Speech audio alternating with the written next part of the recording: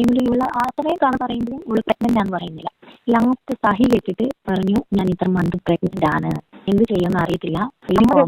പറഞ്ഞോണ്ട് രണ്ടുപേരും കൂടെ ചേർന്നാണോ സ്റ്റേഷനിൽ പോയത്? സ്റ്റേഷനിൽ പോയതല്ല, രണ്ടുപേരും ഇറങ്ങി അവിടുന്ന് സ്ഥലം വിട്ടു വന്നിരിക്കും, ഒളിച്ചോട്ടം പോലെ. അല്ല, അപ്പം ഈ സ്റ്റേഷനിൽ പോയത് ഒറ്റയ്ക്കല്ലേ?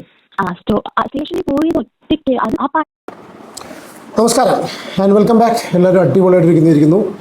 ശരിയാണ്, നിങ്ങളും ഞാനൊക്കെ ഒരുപക്ഷെ വലിയ തെറ്റില്ലാത്ത രീതിയിൽ അല്ലെങ്കിൽ അടിപൊളിയായിട്ട് തന്നെ പോകുന്ന ആൾക്കാരാണ്. പക്ഷെ നമ്മളിതുപോലെ അടിപൊളിയായിട്ട് പോകുന്ന സമയത്ത് ഞാൻ അറിഞ്ഞില്ല. അതുപോലെ എൻ്റെ വീഡിയോ കാണുന്ന ഞാൻ ആദ്യം ചെയ്തിട്ടുള്ള ഈ ഒരു അനാഥാലയം റിലേറ്റഡ് ആയിട്ടുള്ള വീഡിയോ ചെയ്തിട്ടുള്ള ആ വീഡിയോ കണ്ടിട്ടുള്ള പ്രേക്ഷകരിൽ ഒരുപാട് പേര് അറിഞ്ഞില്ല എന്നാണ് ഞാൻ മനസ്സിലാക്കുന്നത്. ഇനി ഇതിൻ്റെ പുറകിൽ എന്തൊക്കെ പെയ്ഡ് കാര്യങ്ങൾ, PR, പെയ്ഡ് കമൻസ് എന്നൊക്കെ ഉണ്ട് എന്നുള്ള കാര്യങ്ങളാണ് പുറത്തു വരുന്നത്. പക്ഷെ ഞാൻ ഒരു കാര്യം പറയട്ടെ, നമ്മൾ ഈ അനാഥാലയത്തിൻ്റെ കേസ്, പേരും കാര്യങ്ങളൊന്നും നമുക്കിനി പറയാൻ കഴിയില്ല. അപ്പോൾ ഈ അനാഥാലയത്തിൻ്റെ കേസ് വീഡിയോ ചെയ്ത സമയത്ത് എനിക്ക് തോന്നുന്നു ഞാൻ 2 വീഡിയോ ആണ് അതിൽ ചെയ്തിട്ടുള്ളത്. അതിനുള്ളൊരു ക്ലാരിഫിക്കേഷനും നമ്മുടെ ഏറ്റുപറച്ചിൽ എന്താ പറയുക, അതിനുള്ളൊരു ക്ലാരിഫിക്കേഷൻ ഞാൻ ഇതിന് മുന്നേ ഒരു വീഡിയോയുടെ തന്നിട്ടുണ്ട്. പക്ഷെ എന്നാലും ഞാൻ ഒരു കാര്യം കൂടി ഇതിൽ പറയട്ടെ. ഞാൻ ഇന്നും ആ അനാഥാലയത്തിൻ്റെ നടത്തിപ്പുകാരായിട്ടുള്ള ആ സ്ത്രീ, അവരുടെ മകള് സംസാരിക്കുന്നത്, മരുമകൾ ഈ പെൺകുട്ടി സംസാരിക്കുന്നതും, അവിടുന്ന് കല്യാണം കഴിച്ചു പോയിട്ടുള്ള ഒരു കുട്ടിയുടെ വീഡിയോസ്, അങ്ങനെ ഒരുപാട് വീഡിയോസ് ഞാൻ ഇന്ന് രാവിലെ ഇരുന്ന് കണ്ടു. ഇത്രയൊക്കെ കാര്യങ്ങൾ ഇതിനെക്കുറിച്ച് പുറത്ത് വന്നിട്ടും ഇപ്പോൾ പോലീസ് കേസെടുത്തിട്ട് കേസെടുത്തു, പക്ഷേ ആരെയും അറസ്റ്റ് ചെയ്തിട്ടില്ല, അന്വേഷണം നടക്കുകയെന്ന് കേട്ടു. ഇത്രയൊക്കെ ആയിട്ട് പോലും നമ്മൾ ആ വീഡിയോ വീണ്ടും കാണുമ്പോഴും ചില കേസിൽ നമുക്ക് തോന്നിപ്പോവും, ഇവരുടെ സംസാര രീതി കാണുമ്പോൾ ചില കേസിൽ നമുക്ക് തോന്നിപ്പോവും എന്തോ ഇവരുടെ ഭാഗത്ത് സംസാരത്തിനൊരു പന്തികേടുണ്ട് തോന്നിപ്പോവും. പക്ഷേ ഇവരുടെ കേസിൽ സീരിയസ്ലി ഞാൻ എൻ്റെ ഒരു അനുഭവം പറയുക കേട്ടോ, ഞാൻ അറിഞ്ഞില്ല, ആ ഒരു കുറ്റബോധം എൻ്റെ മനസ്സിലുണ്ട്. അതുകൊണ്ടാണ് പല ആൾക്കാരും എന്നോട് പറയുന്ന സമയത്ത് ഈ വീഡിയോ ചെയ്യേണ്ട, ഇനി കാരണം ഇതിൻ്റെ പുറകിലൊക്കെ വലിയ വലിയ ആൾക്കാരാണ് എന്നൊക്കെ പറഞ്ഞുകൊണ്ട് ഇതെവിടെ എത്താൻ പോകുന്നില്ല, ഇങ്ങനെയൊക്കെയാണ് പല ആൾക്കാരും നമ്മളോട് കോൺടാക്റ്റ് സംസാരിക്കുന്നത്. അപ്പോൾ ഈ ഒരു സിറ്റുവേഷനിൽ പോലും ഞാൻ ഈ ഒരു വീഡിയോ ചെയ്യാനുള്ള കാരണം എന്ന് വെച്ചാൽ, നോക്കൂ, ഞാൻ ഈ വീഡിയോ ചെയ്ത സമയത്ത് ഞാൻ ഒരു തുള്ളി പോലും നമ്മൾ തീരെ പ്രതീക്ഷിക്കുന്നില്ല. ഞാൻ അവരെ ഓവർ നന്മപരമാക്കി ചിത്രീകരിച്ചിട്ടില്ല. പക്ഷെ ഒരു കാര്യം ഞാൻ ഇപ്പോഴും ഒരു കാര്യം പറഞ്ഞില്ലേ, മാനുഷിക പരിഗണന വെച്ചിട്ടാണ് നമ്മൾ അന്ന് ആ ഒരു കാര്യങ്ങൾ സംസാരിച്ചിട്ടുള്ളത്. പക്ഷേ നിയമം എന്ന് പറഞ്ഞ സംഭവം ഡെഫിനറ്റ്ലി നമ്മുടെ നാട്ടിൽ ഈ ഒരു മാനുഷിക പരിഗണനയ്ക്ക് മുകളിൽ നിൽക്കുന്നതാണ്. അത് ആ ഒരു സത്യം ഞാൻ മനസ്സിലാക്കുന്നു. പക്ഷെ എന്നാലും എനിക്ക് ഈ ഒരു കാര്യത്തിൽ, ഈ വിഷയത്തിൽ ഞാൻ പറയാനുള്ള കാരണം എന്താണെന്ന്, ഈ ഒറ്റ കാര്യം എനിക്ക് ഈ ഒരു വിഷയത്തിൽ പറയാനുള്ളൂ. റാദർ ദാൻ ഫോക്കസിങ് ഓൺ ഈ ഒരു പെൺകുട്ടിയുടെ ഇപ്പോൾ നമ്മളിപ്പോൾ പറഞ്ഞു കേൾക്കുന്ന ഈ ഒരു പെൺകുട്ടിയുടെ കാര്യത്തിൽ ഫോക്കസ് ചെയ്യുന്നതിനേക്കാളും കൂടുതൽ അവിടെ ഫോക്കസ് ചെയ്യേണ്ടത് അവിടെ നടക്കുന്ന കാര്യങ്ങളാണ്. കാരണം വെച്ചാൽ ശരിയാണ്, ഒരുപാട് പേർക്കുള്ള ഒരു സഹായമാണ്, ഒരു അത്താണിയായിട്ടാണ് നമ്മൾ ഇതുപോലുള്ള സ്ഥാപനങ്ങളെ കാണുന്നത്, അല്ലേ? ആ സ്ഥാപനങ്ങളിൽ ഇതിലേറെ നമ്മൾ പുറത്ത് കേട്ടതിനേക്കാളും കൂടുതൽ വലിയ വലിയ കാര്യങ്ങൾ നടക്കുന്നുണ്ട് എന്നുള്ള രീതിയിലാണ് ഇപ്പോൾ ഇന്ന് ഓരോ ന്യൂസ് വരുന്നത്. ന്യൂസ് എന്ന് പറഞ്ഞാൽ മെയിൻ ന്യൂസ് ചാനൽസൊന്നും പറയുന്നില്ല. അവരിത് എന്തുകൊണ്ടാണ് ഇത് കാര്യങ്ങളൊന്നും എടുത്ത് പുറത്തേക്ക് പറയാത്തതെന്നുള്ളത് അറിയാം. പക്ഷേ അധികം വൈകാതെ അവരും ഇതിനെക്കുറിച്ച് ചർച്ച ചെയ്യും. ഒരു വലിയ ന്യൂസിന് വേണ്ടി, അല്ലെങ്കിൽ വലിയൊരു ബ്രേക്കിംഗ് ന്യൂസിന് വേണ്ടി കേരളത്തിലുള്ള മാധ്യമങ്ങളും കേരളം എല്ലാം കാത്തിരിക്കുന്ന സിറ്റുവേഷൻ ഉള്ളതുകൊണ്ട് മാത്രമാണ് ഇപ്പോൾ ഇതിനെക്കുറിച്ച് ചർച്ചയാവാത്തത്. ആ ഒരു വിഷയം കഴിഞ്ഞാൽ ഡെഫിനറ്റ്ലി ഇത് മുഖ്യധാര മാധ്യമങ്ങൾ ഏറ്റെടുക്കും എന്നുള്ളതാണ് എനിക്ക് മനസ്സിലായിട്ടുള്ളത്. നോക്കൂ, ഞാൻ ഇതിൽ കുറച്ച് കാര്യങ്ങൾ പറയാൻ കാരണം അറിയും. നിങ്ങൾ ഫസ്റ്റ് കേട്ടിട്ടുള്ളൊരു വോയിസ് ഷഫീന BV എന്ന് പറഞ്ഞിട്ടുള്ള ചാനലിൽ ഷഫീന പുറത്തു വിട്ടിട്ടുള്ള ഒരു വോയിസ് ക്ലിപ്പാണ് കേട്ടോ. ഞാൻ സീരിയസ്ലി ഞാനിവരെ വിമർശിച്ചുകൊണ്ട് വീഡിയോ ചെയ്തിട്ടില്ല. പക്ഷേ ഞാൻ ഇത്രേ പറഞ്ഞിട്ടുള്ളൂ, അവർ ഫസ്റ്റൊക്കെ അവർ യൂസ് ചെയ്തിരുന്നത് ഭാഷയോട് നമുക്ക് ഒരു വിയോജിപ്പുണ്ട് എന്നല്ലാതെ അവരുടെ ആശയങ്ങളോടൊക്കെ ഒരുപാട് യോജിച്ചൊരു വ്യക്തിയാണ് ഞാൻ. പഴയ വീഡിയോസിലൊക്കെ പറഞ്ഞിട്ടുണ്ട്. അപ്പോൾ അവരാണ് ഇപ്പോൾ എനിക്ക് തോന്നുന്നു അവർ മാത്രമാണ് ഇതിനൊരു ഒരു എന്താ പറയുക, ഒരു നല്ലൊരു കോസിന് വേണ്ടിയിട്ട് എനിക്ക് തോന്നുന്നു ജീവൻ പണയപ്പെടുത്തിയിട്ടാന്ന് പറയണം.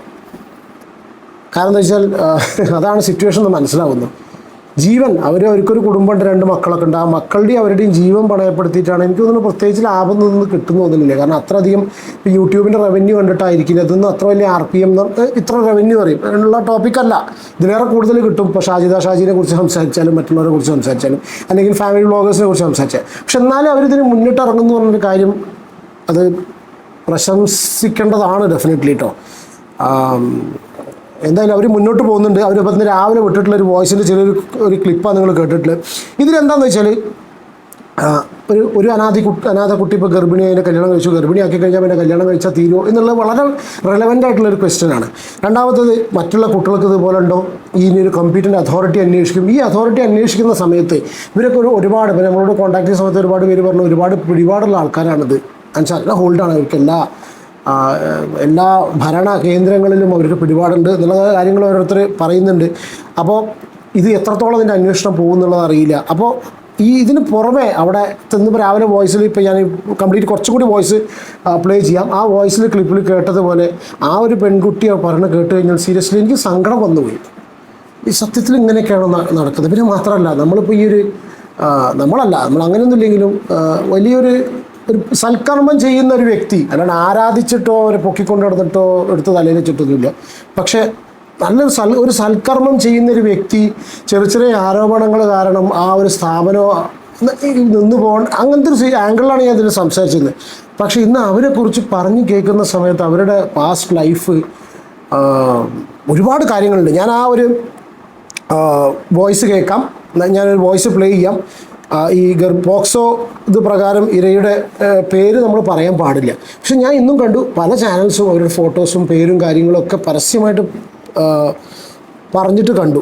അതെന്താ അതിൻ്റെ സംഭവം എന്നറിയില്ല, അത് പറയാൻ പാടില്ല എന്നുള്ളതാണ് മനസ്സിലാക്കുന്നത്. ഇതിൽ ഒരു മാനുഷിക പരിഗണനയുടെ ആംഗിൾ എന്താണെന്ന് വെച്ചാൽ ഞാൻ എൻ്റെ ഒരു ഇത് പറയാം. ഞാൻ ആദ്യത്തെ വീഡിയോയിൽ തന്നെ പറഞ്ഞിട്ടുള്ളൂ. ഇപ്പോൾ എങ്ങനെ ഉണ്ടായി, നമ്മൾ എന്തുകൊണ്ടാണ് ഈ പോക്സോ ഇരയുടെ ഇത് സംഭവിച്ചു കഴിഞ്ഞാൽ ആ കുട്ടിയുടെ പേര് പറയാത്തത്, ഇരയുടെ പേര് പറയാത്തതെന്ന് ഞാൻ മനസ്സിലാക്കുന്നത് വെച്ചാൽ ആ കുട്ടിക്കും അതിൽ ജനിച്ച ആ കുട്ടിക്കും ഈ ഒരു ലേബലിംഗ് വരാൻ പാടില്ല. അതാണ് ഞാൻ ഉദ്ദേശിച്ചത്. ഞാൻ ഫസ്റ്റും കാരണം വെച്ചാൽ ആ ഒരു ലേബലിംഗ് ഒരു കാരണവശാലും ഈ കുട്ടിക്ക് വരാൻ പാടില്ല. ഈ കുട്ടി അങ്ങനത്തെ ഒരു കുട്ടിയാണെന്നുള്ള കണ്ടീഷനിൽ അറിയപ്പെടാൻ പാടില്ല.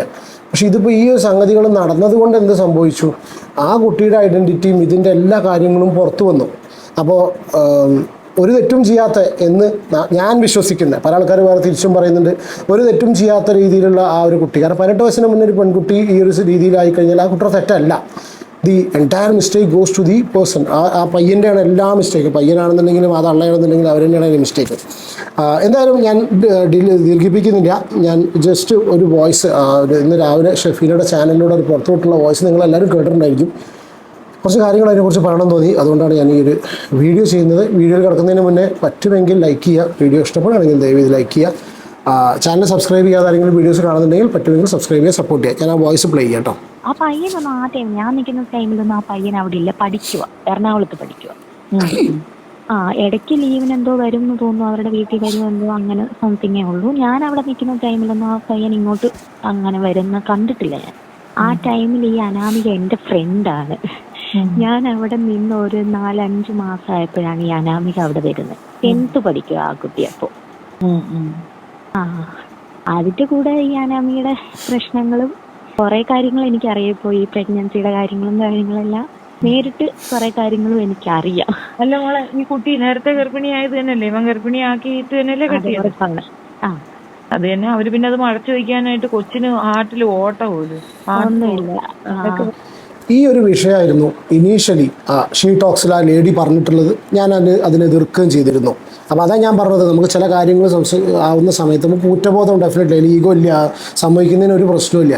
അപ്പോൾ ഞാൻ ആലോചിച്ചു നമ്മൾ എതിർത്തിട്ടുള്ളൊരു സംഭവം, ഞാൻ എതിർത്തിട്ടുള്ളൊരു സംഭവം എന്ന് പറഞ്ഞു കഴിഞ്ഞാൽ ഈ ഒരൊറ്റ വിഷയമായിരുന്നു. അതിപ്പോൾ അവർ കൂടെ അവിടെ നിന്നിട്ടുള്ള കുട്ടി പറഞ്ഞ കേട്ടോ, ഈ കുട്ടി എത്രത്തോളം ഇതിന് മൊഴി കൊടുക്കും.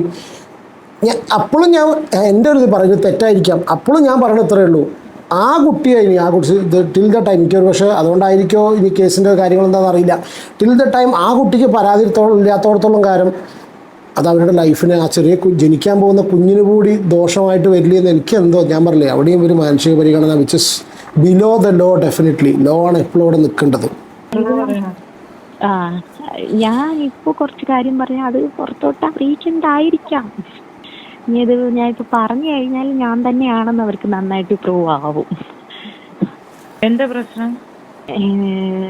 ഇത് മാഡം പുറത്തോട്ട് പബ്ലിസിറ്റി ആക്കണ്ടായിരിക്കാം. കുട്ടി പറ, അതിന്റെ ഡെപ്ത് അറിഞ്ഞാലേ പറയാൻ പറ്റൂ. ഡെപ്ത് എന്താന്ന് വെച്ചാല് ഈ കുട്ടി അപ്പൊ ഞാനിപ്പോ മാരീഡ് ആണ് ഇപ്പോ. അപ്പോൾ ഞാൻ എന്തോ കല്യാണമാണെന്നെന്തോ ഈ ഈ ഈ ഗിരിജയുടെ മകൻ ഇങ്ങനെ കല്യാണമാണെന്ന് പറഞ്ഞ് എനിക്ക് മെസ്സേജ് അയച്ചു, കല്യാണത്തിന് വരണം സംതിങ്. കല്യാണത്തിന് ഒരു 2 ആഴ്ച ഉള്ളപ്പോഴാണ് എൻ്റെ അടുത്ത് പറയുന്നത്, കല്യാണത്തിന് വരണം, അനാമികയാണ് പെൺകുട്ടി എന്നുള്ളത്. ഞാൻ അനാമികയാണെന്ന് പറയുമ്പോൾ, കാരണം അനാമികയൊന്നും അവർക്ക് ഇഷ്ടമില്ലാത്തൊരു കുട്ടിയായിരുന്നു ഞാൻ അവിടെ നിൽക്കുന്ന സമയത്ത്. അതെങ്ങനെ ഇവരുടെ മകനുമായിട്ട് കെട്ടിക്കുന്നു എന്ന് ഓർത്ത് ഞാൻ നിൽക്കുന്ന സമയത്ത് കല്യാണം വിളിച്ചു 2 ദിവസം കഴിഞ്ഞപ്പോഴത്തേക്കിന്. അപ്പോൾ ഈ കല്യാണം വിളിച്ച സമയത്ത് ഞാനിങ്ങനെ വിഷ്ണുവിനോട് പറഞ്ഞു, ഓക്കെ അനാമികയെ അന്വേഷിച്ചെന്ന് പറയണേ എന്നൊക്കെ പറഞ്ഞ് മെസ്സേജ് അയച്ചു. അത് കഴിഞ്ഞിട്ട് 2 ദിവസം കഴിഞ്ഞിട്ട് ഒരു വൈകുന്നേരം പെട്ടെന്ന് അനാമികയാണ് വിഷ്ണുവിൻ്റെ അക്കൗണ്ടിൽ നിന്ന് എനിക്ക് മെസ്സേജ് അയച്ചാണ്, ചേച്ചി ഭയങ്കര പ്രശ്നമാണ്, ചേച്ചി ഇപ്പോൾ എവിടെ ഉള്ളതെന്നൊക്കെ പറഞ്ഞിട്ട്. ഇപ്പം ഞാൻ എൻ്റെ പേസ് പറഞ്ഞു, എന്നിട്ട് കട്ടാക്കിയിട്ട് എന്താ വിഷയം എന്നൊന്നും അറിയത്തില്ല ചേച്ചി. എന്നിട്ട് പിന്നെ ഇങ്ങോട്ട് വിളിച്ചിട്ട് ചേച്ചി ഭയങ്കര പ്രശ്നമാണ്, ഞങ്ങൾ അങ്ങോട്ട് വരുവാണെന്നൊക്കെ പറഞ്ഞിട്ട്. ഞാൻ ഫസ്റ്റ് ചോദിച്ചു, നിനക്ക് എൻ്റെ ഏജായി? എനിക്ക് 18 വയസ്സായോ? എനിക്കൊന്നും അറിയില്ല. ഈ കുട്ടി എൻ്റെ ഫ്രണ്ടായിരുന്നു ഞാൻ അവിടെ നിൽക്കുമ്പോൾ. ഈ കൊച്ച് അന്നത്തെ ദിവസം രാത്രി, വിവാഹത്തെ ദിവസം രാത്രി എന്തിനാ പോലീസ് സ്റ്റേഷൻ പോയെന്നറിയോ? അതിനെല്ലാം എനിക്കറിയാം. ഈ കുട്ടി എൻ്റെ അടുത്ത് നേരിട്ട് വന്നു വിവാഹത്തിന് 1 ആഴ്ച ഉള്ളപ്പോൾ എൻ്റെ സ്ഥലത്തെത്തി. ഓക്കെ, എന്നിട്ട് ഞാൻ നേരിട്ട് ചെന്നിട്ട് നിനക്ക് ഉറപ്പായിട്ടും പ്രായപൂർത്തിയായി, ഓക്കെ, ആ കുട്ടിക്ക് ആ സമയത്ത് 18 വയസ്സായി, ഇവര് വിവാഹമെല്ലാം ഉറപ്പിച്ച് കല്യാണക്കുറിയെല്ലാം ആക്കി വെച്ചിരിക്കുക. അതിനുശേഷം ഈ കുട്ടി വന്നിട്ട് എൻ്റെ അടുത്ത് പറഞ്ഞ കഥ ഇതാണ്, എന്താ നീ ഇങ്ങനെ ഇറങ്ങി വരാൻ കാരണം? വിഷ്ണുവിൻ്റെ കൂടാണ് വന്നിരിക്കുന്നത്, വിഷ്ണു ഈ അനാമികയും കൂടാണ് കല്യാണത്തിന് മുമ്പാണ് വന്നിരിക്കുന്നത്. വന്നിട്ട് പറഞ്ഞത്, അമ്മ എന്നോട് ഓഫീസിൽ ഇരിക്കാൻ പറഞ്ഞു, ഞാൻ ഓൾഡ് ഏജ് ഹോമിൽ പോയി, അതുകൊണ്ട് അമ്മയ്ക്ക് ദേഷ്യമായി, നീയുമായിട്ടൊന്നും കല്യാണം കഴിപ്പിക്കുന്നില്ല എന്നൊക്കെ ടോക്കായി, ഞങ്ങൾക്ക് അത് പറ്റത്തില്ല, ഞങ്ങൾ അതുകൊണ്ട് ഇറങ്ങി വന്നു.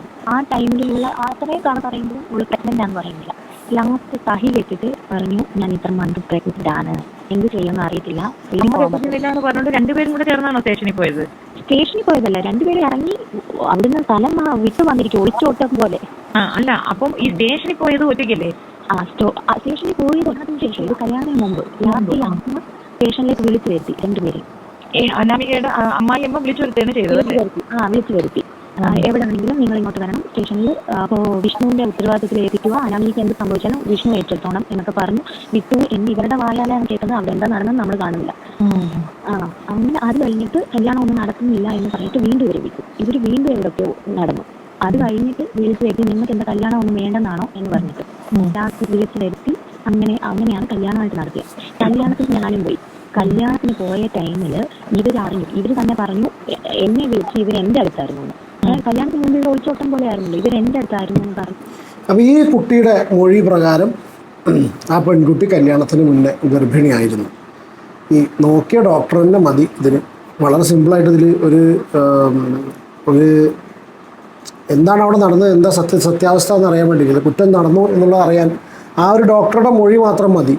ശ്രദ്ധിച്ചോ, മുഖ്യധാര മാധ്യമങ്ങളൊന്നും അതിൽ പേര് പറയാൻ പറ്റില്ല, പക്ഷേ എവിടെയും തൊടാത്ത രീതിയിൽ കുറച്ച് ന്യൂസ് കൊടുക്കാൻ വേണ്ടി കൊടുത്തു എന്നുള്ള കാര്യം മാത്രമേ എനിക്ക് ഈ ഒരു സംഭവം കണ്ടിട്ട് മനസ്സിലാവുള്ളൂ കേട്ടോ. ഇതെവിടെയെങ്കിലും എത്തും എന്നുള്ളത് നിങ്ങൾക്ക് തോന്നുന്നുണ്ടോ? നിങ്ങളുടെ അഭിപ്രായം കമൻറ്റ് ചെയ്യുക. ഞാൻ എൻ്റെ ഒരു ഇത് ചോദിക്കുകയാണ്. നമുക്കിതിൻ്റെ സത്യാവസ്ഥ അറിയില്ല, കാരണം വെച്ചാൽ പറയാൻ കഴിയില്ല. ചുരുക്കത്തില് ഈ ചെറുക്കൻ അവളെ കൊണ്ട് ഒളിച്ചോടുന്നായപ്പോ വേറെ നിവർത്തിയില്ലാതെ അമ്മ കെട്ടിച്ചു കൊടുത്തു. അതെ കല്യാണം. പുലിമുരുകനിൽ ഡാഡി ഗിരിജേന ഓർമ്മ വരിക. സീരിയസ് ആയിട്ട് ഇതൊരു മമ്മി ഗിരിജയാണല്ലോ. കാരണം വൈറ്റ് ആൻഡ് വൈറ്റ് ഇട്ടിട്ടുള്ള ഡാഡി ഗിരിജ നേരെ ബ്ലാക്ക് ഡ്രസ്സ് ഇട്ട് കഴിഞ്ഞാൽ അവസാനം പുലീൻ്റെ മടയിൽ പോയി ചാടിയിട്ട് പുലി പിടിച്ചു, അത് വേറെ കഥ. അപ്പോൾ അതുപോലത്തെ ഒരു ഗിരിജ സ്റ്റോറിയായി ഉറപ്പിച്ചു വെച്ചു. കല്യാണക്കുറി എല്ലാം അടിച്ചതിന് ശേഷം ഇവരെന്തിനാണ് അത് ആ ഉദ്ദേശം എനിക്ക് മനസ്സിലാവുന്നത്. ഇവർ 2 പേരും കൂടെ ഒളിച്ചോടുന്ന പോലെ അവർ ആ സ്ഥലം വിട്ട് 3-4 ദിവസം വിട്ടുപോയി. അതിനുശേഷം ഇവർ വിളിച്ചു വരുത്തിയാണ് ഇവർ കല്യാണം നടത്തുന്നത് ആ ഉറപ്പിച്ച തീയതിയിൽ. അതിനുശേഷം 2022 അപ്പോഴിവര് മറ്റാരുമായിട്ട് ഒരു റിലേഷൻഷിപ്പ് ഒന്നുമില്ല. ഇല്ല അമ്മയ്ക്ക് ആരുമായിട്ട് ഏതോ ഒരാളുമായിട്ടോടെ റിലേഷൻഷിപ്പ് ഉണ്ടെന്ന് പറഞ്ഞിരുന്നല്ലോ. ഏത് ഈ ഗിരിജയ്ക്കോ? ഇവർക്ക് റിലേഷൻഷിപ്പ് ഒന്നും നമുക്ക് അതൊന്നും അറിയത്തില്ല. മകളെ കല്യാണം കഴിച്ചിരിക്കുന്നത് ആരാ? മകളെ കല്യാണം കഴിച്ചിരിക്കുന്നത് അത് അവർ പറയുന്ന കഥ എനിക്ക് അറിയത്തുള്ളൂ. അവിടെ എല്ലാവർക്കും അതേ അറിയും. എന്തോ സ്പോൺസറിങ്ങിന് വന്ന് അങ്ങനെ ആലോചിച്ച് കെട്ടിച്ചു എന്ന് പറഞ്ഞിട്ട്. എന്നിട്ട് അമ്മയമ്മയും മരുമകനും കൂടെ നടക്കും പോക്കും വരവും ഇരിക്കുമല്ല. അങ്ങനെ ഒരു ചെയ്തോ. അവരങ്ങനെയാണ്. മകളുമായിട്ട് ഒരു അടുപ്പവും ഇല്ല മരുമകന്. അമ്മായിയമ്മയുടെ അടുത്താണ് സ്നേഹം. അതെ. അമ്മായിയമ്മേ, മരുമകനെ, എന്തൊക്കെയാണ് ഈ കേൾക്കുന്നത്? അമ്മായിയമ്മ എന്ന് പറഞ്ഞാൽ ആരാ മനസ്സിലായില്ലോ അല്ലേ? അമ്മായിയമ്മയും മരുവനുമായിട്ട് പോക്കും വരവും. അതെ. അത് കഴിഞ്ഞ് മാരേജിന് ഞാൻ ചെന്ന സമയത്ത് ഈ ഗിരിജ എന്ന് പറഞ്ഞ വ്യക്തി എന്നെ അപമാനിച്ചു വിട്ട്, നീ എന്റെ കുടുംബം തകർക്കാൻ നോക്കുവല്ലേ എന്ന് പറഞ്ഞിട്ട്. ഞാൻ ചോദിച്ചു, ഞാൻ എന്തെങ്കിലും നിങ്ങളുടെ കുടുംബം നീ എന്തിനാ അനാമികയെ വിളിച്ചു വരുത്തിയ? എന്റെ മാഡം, ഞാൻ അനാമികയുമായിട്ട് കോൺടാക്ട് ചെയ്യുന്ന, അനാമിക അനാഥാലയത്തിൽ നിൽക്കുന്ന കുട്ടിയാണ്. ഞാൻ എങ്ങനെ അവളെ വിളിച്ചു? അവൾക്ക് ഫോണുണ്ടോ? ഓർഫനേജിൽ എത്ര പേരുണ്ട് മോളെ? ഓർഫനേജിൽ ഞാൻ നിൽക്കുന്ന ടൈമിൽ 23 പിള്ളേരായിരുന്നു ഉള്ളത്. ഇപ്പൊ 40 പേരുണ്ടല്ലേ? ഇപ്പൊ കാണും. വൃദ്ധസദനത്തിലും? വൃദ്ധസദനത്തിൽ ആ ടൈമിൽ 10-35 പേരുണ്ടായിരുന്നു. ഈ ഫുഡ് ഗവൺമെന്റ് അല്ലേ, സ്പോൺസേർഡ് ആണല്ലേ? സ്പോൺസേർഡാ. വെച്ച് വിളക്കി കൊടുക്കാൻ ആളുണ്ട് പ്രോപ്പറായിട്ട് ആണെങ്കിൽ പിന്നെന്താ ഈ കൊടുക്കാൻ ആരുമില്ല. ഇവര് തന്നെയാണ് വെച്ച് വന്നത്. എന്താ ആൾ വയ്ക്കാത്ത? അവര് അതൊന്നും നമുക്കറിയത്തില്ല. അവർ എന്ത് ഡ്രസ്സ് ഡ്രൈ ക്ലീൻ ചെയ്ത് കൊണ്ടുവരുന്ന ഡ്രസ്സുകൾ പിള്ളേർക്ക് ഞങ്ങൾക്ക് ആർക്കും തരത്തില്ല. ആൾക്കാർ കൊണ്ടുവന്ന് ഓഫീസിൽ വെക്കുന്ന കാണാം. അതിന് ഒരിക്കലും ഞങ്ങളെ അടിച്ചതാണ്. എന്താണെന്ന് വെച്ചാൽ ഡ്രസ്സ് ഓഫീസിൽ ഇരിക്കുന്നതുണ്ട്, ആർക്കും കൊടുക്കുന്നില്ല. കുറേ ദിവസമായിട്ടും ആർക്കും ഡ്രസ്സ് ഇല്ല. അത് അവസാനം ഓഫീസിൽ കയറി പിള്ളേരെല്ലാം ആരും അറിയാതെ ഒരു കാർഡ്ബോർഡ് ബോക്സിലാണ് ഇതെല്ലാം കൊണ്ടുവന്ന് വെച്ചിരിക്കുന്നത്. പിള്ളേർ അത് മുറിച്ച് വലിച്ചെടുക്കും ഓരോരോ ഡ്രസ്സ്, ആരും അറിയാതെ. അത് അവസാനം ഇവരുടെ ചെവിയിലെത്തി. ഇവർ ആ ഡ്രസ്സ് എല്ലാം മേടിച്ച് വെച്ച് ആർക്കും കൊടുത്തില്ല. പിന്നെ അതെല്ലാം മേടിച്ച് വെച്ച് എല്ലാവരും അടിച്ചു. അതെന്താ അങ്ങനെ ചെയ്യുന്ന അവര് മനസ്സിലായില്ല? എന്താ നമുക്കൊന്നും എന്റെ മേഡം, ഞാൻ അവിടെ ചെന്നിട്ട് ഞാനെന്തോ 8 മാസം 9 മാസം ആണ് അവിടെ നിന്നത്. അതിനുള്ളിൽ ഇങ്ങനെ പ്രശ്നമായി. ഫുഡിന്റെ കാര്യം ചോദിച്ച് അവിടെ വഴക്കായി. അല്ല, ഇവര് അടിക്കുന്നത് നിങ്ങൾ കംപ്ലൈന്റ് ചെയ്യാറില്ലേ? നമുക്ക് കംപ്ലൈന്റ് ചെയ്യാനുള്ള വഴിയില്ല.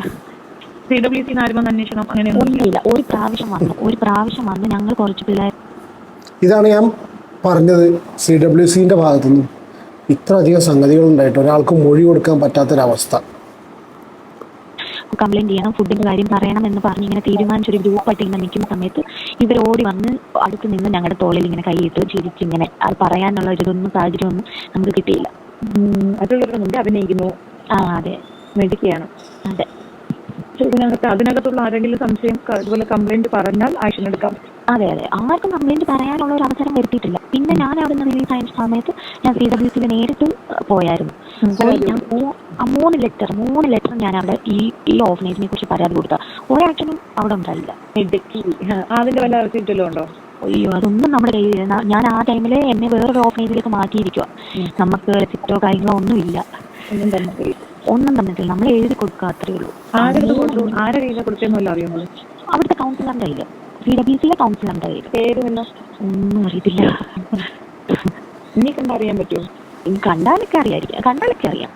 അവരെ ഓരോരുത്തരും കൗൺസിലേഴ്സ് ഒക്കെ അവിടെ മാറി വരുന്നവരല്ലേ. ഞാനിപ്പോ 3 വർഷമായി, 3 വർഷത്തിലേറെയായി. ഇവിടെ മുമ്പിൽ ജോലി ചെയ്യാൻ നോക്കൂ. ആളുകളുടെ എങ്ങനെയാ അങ്ങനെ മുൻകൂട്ടിയിട്ട് മുളകിട്ട് കൊടുക്കുന്നത്? എവിടെ മുളക് കലക്കി ഒഴിച്ചു എന്നൊക്കെ പറയും പിള്ളേരാണിങ്ങനെ പറയുന്നത്. ആ ചേച്ചി അവിടെ കിടന്ന് കരയുന്ന പ്രൈവറ്റ് പാർട്സിൽ മുളക് തേക്കുക, മുളക് വാരി ഒഴിക്കുക എന്നൊക്കെ പറഞ്ഞാൽ എത്രത്തോളം ക്രൂരയാണ്. ഈ കുട്ടി വേറൊരു കാര്യം കൂടി പറയുന്നുണ്ട്. ഈ ഭക്ഷണം ഉച്ചയ്ക്ക് ആരോ സ്പോൺസർ ചെയ്തിട്ടുള്ള ഫ്രൈഡ് റൈസോ ഭക്ഷണം എന്തോ കൊണ്ടുവന്ന് കൊടുത്തു. ആ കൊണ്ടുവന്ന് കൊടുത്ത ഭക്ഷണം വൈകുന്നേരം വിശന്നിട്ട് ഇവരെടുത്ത് കഴിച്ചപ്പോൾ അത് വായനയ്ക്ക് വെക്കാൻ പോലും സമ്മതിക്കാതെ തട്ടിത്തെറിപ്പിച്ച് അത് കളയാൻ പറഞ്ഞു. അത് കളഞ്ഞാൽ പോലും എനിക്ക് കഴിക്കാൻ കൊടുക്കാത്ത രീതിയിൽ ഇവർ പീഡിപ്പിക്കുക. സൈക്കോണോ അമ്മച്ചി? വല്ലാത്തൊരു സൈക്കോ തള്ള. എന്നിട്ട് ഇത് തട്ടിയിട്ട് അവരെ കൊണ്ട് പാത്രം കഴുകിപ്പിച്ചു, ഇതാക്കി. വിശന്നിട്ടേ ഭക്ഷണം ഉണ്ടായിട്ട് ഭക്ഷണത്തിന് വേണ്ടിയിട്ട് പട്ടിണി കിടക്കുന്ന ഒരുപാട് നമ്മൾ ഇത്ര പ്രതീക്ഷിക്കുന്നില്ലല്ലോ അല്ലേ. ഞാൻ ഒന്നും പറയാനില്ല. കേൾക്കാം, ഒന്നും ചെയ്യാനോ പറയാനോ ഒന്നും നമുക്ക് പറ്റത്തില്ല. ബ്രൂട്ടാലിറ്റിയുടെ എക്സ്ട്രീം ലെവലാണല്ലോ. അതെ. അഥവാ അങ്ങനെ ഒരു സാക്ഷ്യം പറയണമെന്ന് കുറിച്ച് പറയൂ. ഉറപ്പായിട്ട് ഞാൻ പറയും. ഞാൻ അവിടെ നിൽക്കുന്ന ടൈമിൽ ഒരമ്മ അവിടെ വീണു. ചിൽഡ്രൻസ് ഹോമിൽ ഏതൊരു കുട്ടിയെ പോയി എടുക്കാൻ പോയപ്പോഴത്തേക്കിനും അവർക്ക് എഴുന്നേറ്റ് പോകാൻ അറിയാം, വിടടി എന്നൊക്കെ പറഞ്ഞ് ആ പിള്ളേരെ മാറ്റി അതൊക്കെ തന്നെ അവർ എഴുന്നേറ്റുള്ളൂ എന്ന് പറഞ്ഞ് ഇങ്ങനെ നമ്മളെ ഭയങ്കര ഇൻസൾട്ട് ചെയ്ത് എടി പൊടി എന്ന് പറഞ്ഞ് നമ്മളെ അങ്ങ് അടിച്ചമർത്തും അവർ. മര്യാദയില്ല, ഒരു കൾച്ചറില്ല, ഒരു വേസ്റ്റ്, ഒരു ശരിക്കും പറഞ്ഞ ഒരു ഫ്ലേർട്ടാണെന്ന് തന്നെ അവരുടെ വർത്തമാനത്തിൽ നിന്നറിയാം. കാരണം എന്താണെന്ന് വെച്ചാൽ തെറി വിളിച്ച് സംസാരിക്കും. ഞാൻ അവരോട് വിളിച്ച് സംസാരിച്ചിരുന്നു, ഈ വിഷയമൊന്നും പറഞ്ഞിട്ടില്ല. പക്ഷെ ഞാൻ അവരോട് ചോദിച്ചിരുന്നു, കുറച്ചുകൂടെ മര്യാദക്ക് സംസാരിച്ചുകൂടിയെന്ന് ഞാൻ അടിക്കാൻ കയറിയത്. ആ അതുകൊണ്ടാണ് ഞാനത് അന്വേഷിച്ചത്, അല്ലെങ്കിൽ ഞാൻ കളഞ്ഞത്. ആ വളരെ മോശമായിട്ടുള്ള സംസാരം. ഞാനൊക്കെ എന്ത് പറഞ്ഞാലും എന്നെ ആദ്യം എന്നെ മിണ്ടാതിരിപ്പിക്കുന്നത് നിന്റെ അച്ഛനും അമ്മ എഴുതി തള്ളിയതല്ലേ, നിനക്കൊക്കെ അഹങ്കാരത്തിന് കുറവില്ലേ. ഇവരുടെ ഭർത്താവിനെ പറ്റി ഇങ്ങനെ കേട്ടത് അവര് ഞാൻ നിൽക്കുന്ന ടൈമിൽ ഞാനിപ്പോഴാണ് ഇങ്ങനെയാണ് മരണം എന്ന് അറിയുന്നത്. അവരെല്ലാവരോടും അവിടെ നിന്നിട്ടുള്ള എല്ലാ പിള്ളേരോടും അമ്മമാരോടും എല്ലാവരോടും പറഞ്ഞിട്ടുള്ള ആക്സിഡന്റിൽ മരിച്ചു പോയത്. ഭയങ്കര ആക്സിഡന്റ് ആയിരുന്നു. അതെ, എങ്ങനെ പോകുന്നത് കയ്യിൽ പോകുന്നത് വിശക്കണമെന്ന് പറഞ്ഞിട്ട് അമ്മ കരയാണ്. ഇത് വലിയ സീരിയസ് ഇഷ്യൂ ആണ്. ഇത് എടുക്കാതെ പ്രത്യേകിച്ച് എടുത്തേ മതിയാവും. ഒരാൾക്ക് പോലും അവിടെ ബ്രഷോ പേസ്റ്റോ ഒന്നുമില്ല. പിന്നെ അവിടെ ആർക്കും പലർക്കും ബ്രഷോ പേസ്റ്റോ ഡ്രസ്സോ സോപ്പോ ഒന്നുമില്ല. കുട്ടികളൊക്കെ ബാർ സോപ്പില്ലേ, വല്ലപ്പോഴും ഇങ്ങനെ തുണി കഴുകുകയെന്ന് പറഞ്ഞിട്ട് 2 മാസത്തിലോ 3 മാസത്തിലോ ഒരിക്കലും ഒരു ബാർ സോപ്പ് എന്തെങ്കിലും കൊടുക്കും. ആ ബാർ സോപ്പ് വെച്ച് കുളിച്ച് മുഖത്തൊക്കെ പിള്ളേർ അറിയില്ലല്ലോ, അവർക്ക് കുഞ്ഞു പിള്ളേർ അവർ മുഖത്തൊക്കെ തേച്ച്. ഇങ്ങനെയൊക്കെ മനുഷ്യന്മാരുണ്ടാക്കണം എന്തിനാലേ? ഇതൊരുമാതിരി സൈക്കോ പീഡിപ്പിക്കട്ടില്ലേ? ഇങ്ങനെയൊക്കെ ഉണ്ടാക്കിയിട്ട് എന്ത് കിട്ടണു? ആ വാർത്ത അവർ കലർത്തിയായിട്ട് തൊലിയെല്ലാം പൊള്ളിയ പോലെ ആവും മുഖം. ഇങ്ങനെയൊക്കെയാണ് അവർ കാണിക്കുന്നത്. ഡ്രസ്സ് കൊടുക്കുക. ബന്ധുക്കൾ ആരെങ്കിലും ഒക്കെ വന്നിട്ട് കാണുന്നില്ല. ഇവരുടെ ബന്ധുക്കളൊക്കെ കൂടുതൽ അവിടെ ഫീൽഡ് വർക്കേഴ്സ് ഒക്കെ. അത് ശരി, അവിടെയുള്ള കുട്ടികളുടെ ബന്ധുക്കളാണ് അല്ലേ? ഈ കുട്ടികളുടെ അല്ല ഇവരുടെ കുട്ടികളുടെ ബന്ധുക്കൾ എന്ന് പറഞ്ഞാൽ കുട്ടികളെ കാണാൻ CWC ഓർഡർ വേണം എന്നാലേ കാണിക്കൂ എന്ന് പറയും. അപ്പോൾ ഈ ഓർഡർ എടുത്തിട്ടില്ല എല്ലാ കുട്ടികളുടെയും അമ്മയും അച്ഛനും ഒന്നും കാണാൻ വരാനില്ലായിരിക്കും. ഉള്ളവർ CWC ഓർഡർ എപ്പോഴും കിട്ടത്തില്ല. കിട്ടുന്ന ടൈമിൽ വരുന്ന സമയത്ത് ഓഫീസിൽ മാത്രം കുട്ടികൾ ഓഫീസിൽ ചെല്ലണം. ഓഫീസ് നല്ല നീറ്റായിട്ട് ഡെക്കറേറ്റ് ചെയ്ത് നല്ല സൂപ്പറാക്കി വെച്ചിട്ടുണ്ട്.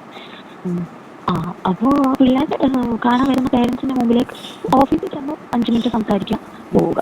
അല്ലാതെ അതിനുള്ളിലേക്കൊന്നും പേരൻസിനെ ഒന്നും വിടത്തൊന്നുമില്ല. ഇതിലൊരു ചങ്ങാതിക്കൂട്ടത്തിൻ്റെ ഒരു കേസ് ഇവർ പറഞ്ഞിരുന്നു കേട്ടോ. മറ്റേ ആരാ പറഞ്ഞ ചങ്ങാതിക്കൂട്ടത്തിന്, അവർ ആ സ്ത്രീനെ പറഞ്ഞു തന്നു. ചങ്ങാതിക്കൂട്ടം അവിടെ വന്ന സമയത്ത് അവർ ചങ്ങാതിക്കൂട്ടത്തിന് അതിൻ്റെ ഉള്ളിലേക്ക് കടത്തി വിട്ടിട്ടില്ല എന്നുള്ളതാണ് ആദ്യം ഇൻഫർമേഷൻ കിട്ടിയത്. പിന്നീട് കേട്ടത് ചങ്ങാതിക്കൂട്ടം വന്ന് കണ്ടു, എല്ലാം അവർക്ക് ബോധ്യപ്പെട്ടു പോയി എന്നുള്ളതാണ് പറഞ്ഞിരുന്നത് പുറത്ത്.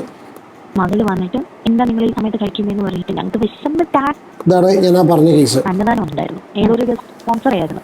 അപ്പോൾ ഉച്ചയ്ക്ക് തന്നു. ഞങ്ങൾക്ക് വൈകുന്നേരം ആയപ്പോൾ വീണ്ടും കഴിക്കാൻ കൊതിയും വിശപ്പും എല്ലാം. അപ്പം ഞങ്ങൾ കുറച്ച് വലിയ പിള്ളേരെല്ലാം കൂടി പോയി അടുക്കളയിൽ പോയി ഒരു കിളിക്കിളി ഇതെല്ലാം വിളമ്പി കൈ ഇട്ടതേ ഉള്ളൂ. അപ്പോഴത്തേക്ക് ഇവരുടെ മകളാണ് വന്നത്. മകള് വന്നിട്ട് എന്താ നിങ്ങൾ ഈ സമയത്ത് കഴിക്കുന്നതെന്ന് പറഞ്ഞിട്ട് ഞങ്ങൾക്ക് വിശന്നിട്ടാണ്. അപ്പോൾ എന്തിനാ ഈ സമയത്ത് കഴിക്കുന്നേ എന്ന് പറഞ്ഞിട്ട് ഞങ്ങളെ വഴക്ക് പറഞ്ഞിട്ട് എന്നാൽ കഴിച്ചിട്ട് വേഗം പോ എന്ന് പോലും അല്ല പറഞ്ഞു. ആ കൈ ഇട്ട ചോറ് ഒരു പോലും വായിൽ വെച്ചില്ല. അതിന് മുമ്പേ കൊണ്ട് കളയെന്ന് പറഞ്ഞിട്ട് അത്രയും ഫ്രൈഡ് റൈസും ചിക്കൻ കറി എല്ലാം കൊണ്ട് കളയിച്ച് ആ പ്ലേറ്റ് കഴിച്ച് കൊണ്ടുവച്ചു. ഞാൻ അയ്യോ എന്തുമാത്രം വിഷമം. അത് ആ കറിയൊക്കെ ചീത്തയായി പോയാൽ പോലും സാമ്പാറൊക്കെ പൊളിച്ചതും പൊളിച്ചതൊക്കെ ഞാൻ കട്ട് കഴിച്ചിട്ടുണ്ട് വിശന്നിട്ട്. അതുപോലത്തെ അവസ്ഥകൾ അവിടെ ഉണ്ടായിട്ടുണ്ട്. വിശന്നിട്ട് ചോറിൽ പുളിച്ച സാമ്പാറൊക്കെ. ആ പണ്ടാരത്തിൻ്റെ വീഡിയോ അങ്ങനെ കണ്ടിട്ട് ഞാൻ മകളൊക്കെ നിന്നിങ്ങനെ സംസാരിക്കുന്നതും മകനും മകനൊക്കെ പച്ചപ്പാവം, ഈ തള്ളയും പച്ചപ്പാവം. രാവിലെ വെച്ചതോ ഇല്ല ഇന്നലെ തലേന്ന് വെച്ചതോ ഒക്കെ പുറത്ത് പറയേണ്ട കേസാണ്. PWC നേരിട്ട് പറഞ്ഞതാണ് മേഡം. ഇതിന് ഒരു ആക്ഷൻ ഇല്ലായിരുന്നു ഇതുവരെ. അതൊരു ഭയങ്കര അലിഗേഷനാണ്.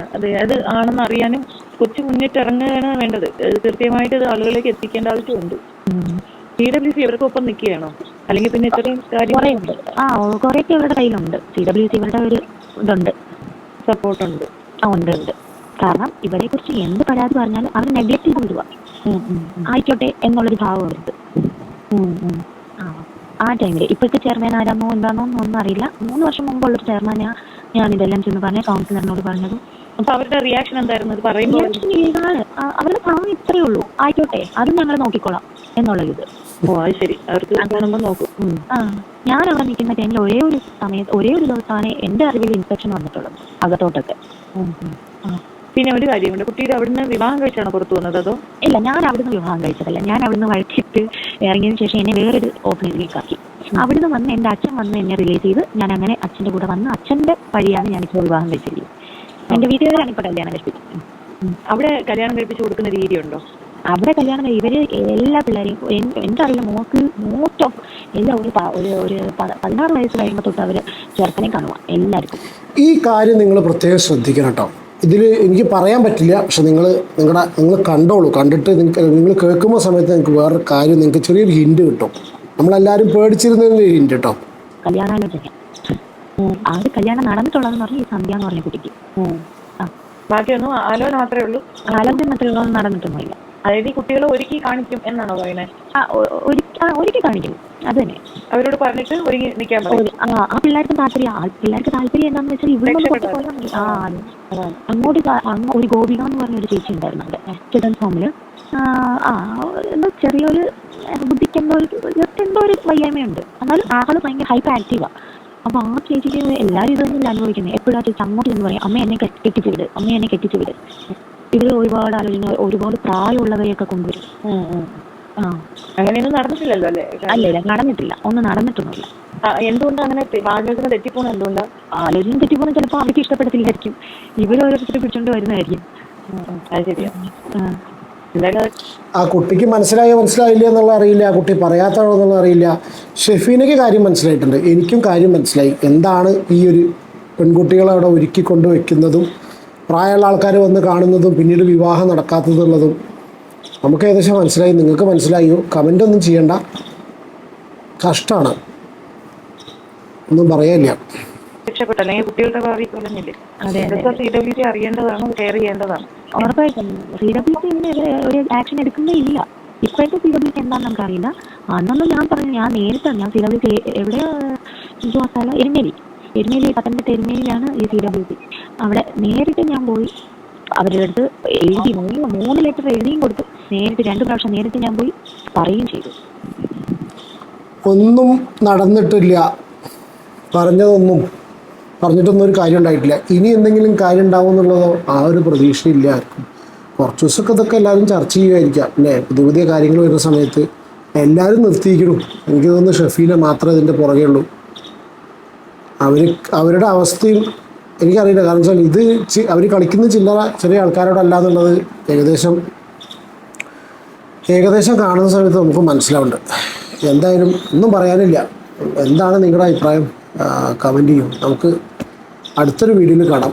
വിഷമം കേൾക്കുന്ന സമയത്ത് ഇതിൻ്റെ ഓഡിയോ കുറച്ചും കൂടി കൂടുതലുണ്ട്. ഇതിന് മാത്രമല്ല വേറെയും കുറച്ച് ഓഡിയോ ഒരു പുറത്തു വിട്ടിട്ടുണ്ട്. ഇതിനെക്കുറിച്ചൊക്കെ കേൾക്കുന്ന സമയത്ത് സത്യത്തിൽ ഭയങ്കര ദൈവം തന്നെ ഒരാൾ ഇത് മുകളിൽ അറ്റ്ലീസ്റ്റ് ഇപ്പോഴെങ്കിലും കണ്ടു എന്ന് വിചാരിക്കുന്നത്. പക്ഷെ കണ്ടത് മര്യാദയ്ക്കുള്ളൊരു കാഴ്ചയാണോ കണ്ടതെന്നുള്ളത് അറിയില്ല. കാരണം ഇതിനൊരു ജസ്റ്റിസ് സെർവ് ചെയ്ത് കഴിയുന്ന സമയത്ത്, അതായത് അവർ ഇത്രയധികം ചെയ്തു കൂട്ടിയതിന് അവർ അനുഭവിക്കുന്ന സമയത്ത് മാത്രമേ ഈ കുട്ടികൾക്കും അവിടെ ഉണ്ടായിട്ടുള്ള അന്തേവാസികൾക്കും എല്ലാവർക്കും ഒരു നീതി ലഭിച്ചു എന്ന് നമുക്ക് പറയാൻ പറ്റുള്ളൂ. പക്ഷേ ഒരുപാട് ദൂരെയാണ് നീതി എന്നുള്ള കണ്ടീഷനാണ് എനിക്കിപ്പോൾ തോന്നുന്നത്. എന്താണ് നിങ്ങളുടെ അഭിപ്രായം? കമൻറ്റ് ചെയ്യൂ. പറ്റുമെങ്കിൽ വീഡിയോ ലൈക്ക് ചെയ്യുക, പറ്റുമെങ്കിൽ ചാനൽ സബ്സ്ക്രൈബ് ചെയ്ത് സപ്പോർട്ട് ചെയ്യുക. അടുത്തൊരു വീഡിയോയിൽ കാണാം. Take care and God bless.